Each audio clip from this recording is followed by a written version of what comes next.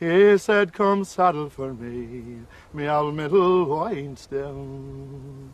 For the brown one is not speedy, oh, until I ride early after 9, till I find the dark-eyed gypsy, oh. If you can't take pain, real pain, I mean, you can't be a fighter.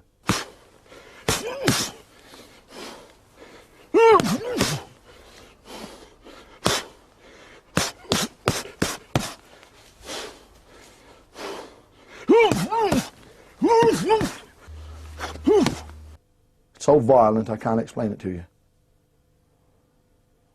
The fighting, I mean. When I get men in front of me, they try to kill me. They try to wipe me off the face of the earth. And the men behind them shouting to them, kill him, kill him, kill him. So, you know what I mean? There ain't no referee going to jump in, oh, he's got a cut over his eye. See what I mean? Stop it. There's a cut over his eye. There's no stop it. Not if you ripped my heart out, they wouldn't stop it. Before me, there's always been kings of the gypsies. Before me, Uriah Burton, Big Just, was a king of the gypsies. And when he died, I inherited his title. I fought Johnny Fletcher. Then I become the champion of the gypsies, king of the gypsies. Among gypsies, like the Indians in America, there's breeds. My breed is the Gormans, the Furies, the Wilsons, the Kellys, the O'Neills, the Maguires and the Bryans. That's my breed. That's one entire breed. And I fight for them people. For the old men and the old women and the young women and the young men and the little children. For there came 3 gypsies singing at the horn. One sung loud and the other sung low. One sung loud and the other sung low, till he won the heart of the lady, oh. There's hard cases coming from all over the place to find, and I was just fighting them all the time. It was a everyday occurrence. The main fighting is a stage fight, where it's organised, where the fight's organised, and the 2 men battle to the finish, to the end, under old London prize ring rules. But you can hit him with the elbows, you can hit him behind the back of the neck, and you can hit him in the kidneys, but not below the belt. A gypsy man wouldn't lie on his back, knocked out, for £1 million and let his breed down. Then Lord Cashley came home at 9, enquiring for his lady, oh. But the servant girl made this reply, that she's gone with a dark-eyed gypsy, oh. My great-grandfather, Bartley Gorman I, was born in 1836. Bartley Gorman II was my grandfather. Then his son, Bartley Gorman III, was a champion of North and South Wales, gypsy. And Bartley Gorman IV, he didn't fight, he was a great lover. Bartley Gorman V, that's me. I'm the champion of the world. I started fighting when I was 10 years old, right up to now, and I'm 51. My dad, he took me to the gyms, and where I used to fight the big boys, and they used to hate me so much I'd be crying. But during the time I was crying, I would still be fighting. I suppose really and truly that's the reason why I do fight, because of my father.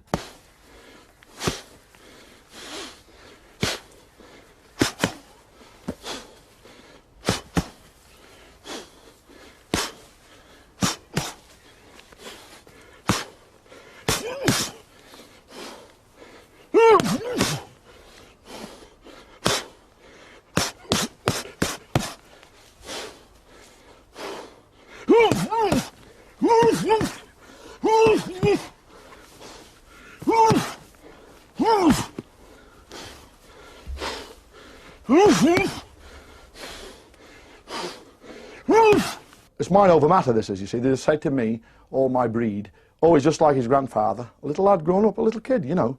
It was just like his grandfather. Look at his red hair. He's another Bartley Gorman. He'll be king of the gypsies, champion of them all. No one will beat him. Do you know what I mean? It's totally in my mind. See, you can't be a fighter if you're afraid of anyone. Forget about it. You've got to be in it to know what it's like. Yeah, I was in my prime, about 31, 32, and 75. This so-called champion of theirs moved forward, stripped off. I hit him with one shot, bull hammer, right to the forehead, and down he went. Then his men set upon me. And I tried to get to the car, and there was 10 or 12 men hanging on to me, and they tried to put an iron bar down my throat. They wrung my teeth out here, and they got the iron bar in my throat, right down, and it broke my throat really. You can hear it. Yeah, it broke my Adam's apple. I kicked out, and I was kicking out, and they grabbed my leg, and as they grabbed my leg, they went up the side of the muscle, straight up into my leg, and started sawing it off. My dad tried to keep it away from us, to hide it from us, but we knew some things were going on, but he tried to protect us. How do you see things going for your dad? You know, now he's getting on. I mean, he can still fight, but I mean, he can't go on fighting forever. What would you... I think my dad just wants a peaceful life, but there's always people trying to come up to have a go. And they haven't been around for the last 30 years. They've just waited until he got a bit older.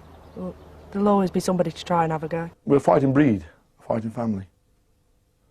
And what about your son? No, I don't have anything to do with this business. No, it's too violent. No, my dad doesn't want Sean to fight. He's protected Sean as well? Yes.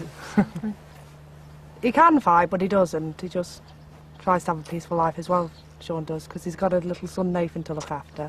Yeah. And I think he wants to protect him from it as well, because he's the grandson, isn't he? He said, haven't I given you houses and land? And haven't I give you gold so free? And it's haven't I give you two lovely babes to maintain the heart of me lady, oh.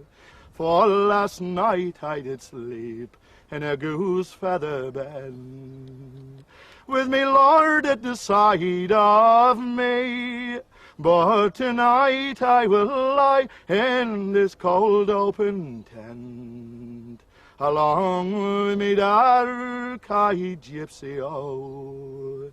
Yes, tonight I will lie in this cold open field, along with the raggle-taggle gypsies, oh. When I say I'm retired, I'm retired. But there's no such a word as retired among the gypsies. I mean, unless I am on two sticks, walking with a frame, then they'd say, yes, he's retired. But if you look reasonable, you haven't retired. As long as I could be beaten, no matter what condition I was in, for them to say that they beat Bartley Gorman, it would be a feather in the cap.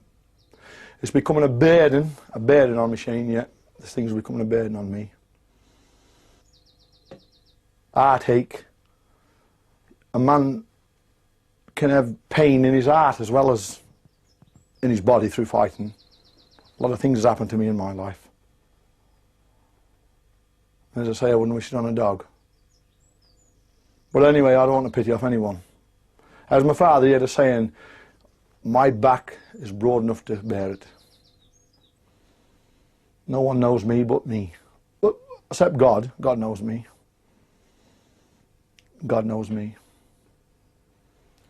And God knows all about me, and that's all that matters. I'm not bothered what anybody else think about me. Out there, this fighting, it's a stage, and I've got to play my part. I was born to play it. I must. That's my destiny. Live or die. That's my destiny.